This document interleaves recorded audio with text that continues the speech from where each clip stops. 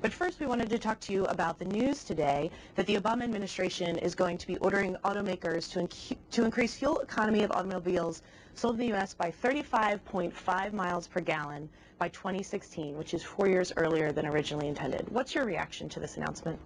Well, there's good news and bad news. The good news, if you get more miles per gallon, you have to use less gasoline, which helps. There are less emissions, which helps.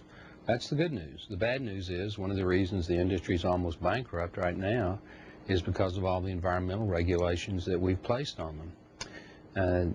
Not too many years ago, we were, buying in the neighborhood of 20 million new cars and trucks every year here in the United States, and this year we're probably going to buy about 9 million, which is about half of what we were doing.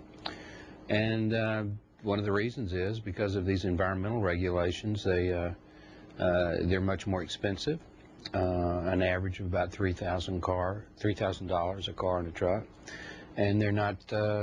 They don't have the performance, and they're not as comfortable, and all of these kind of things. So, moving the federal standard up by 4 years and harmonizing it with the California standard, again, there is a savings in gasoline when it's implemented, but it's not just serendipity that we're closing automobile manufacturing plants right and left, that automotive industry jobs have plummeted, and it's not the only reason, but part of it is because of these tighter regulations. So like I said, there's good news and bad news. The auto industry, though, apparently is on board for the new regulations. Part of it is they may not have much of a bargaining position as they stand right now, but if the auto industry is on board behind it, do you think that they could have some positive effects that they're seeing? Well, again, there is, once it's fully implemented, a new car and truck sold in the United States is not going to use as much gasoline, and that's a good thing. That's less imported oil,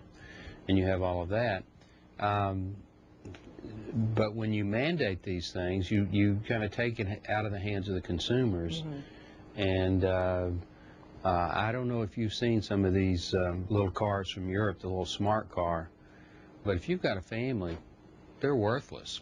And if you want to take a long road trip, it's going to be a pretty uncomfortable experience. The United States is not Europe.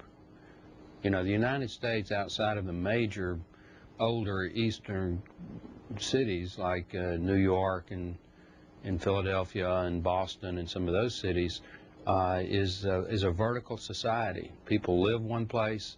Most adults and teenagers have their own car or truck. And you move around. That lifestyle is going to become more and more difficult if you get these vehicles smaller and smaller and less efficient in terms of being able to travel distances without having to recharge or refuel.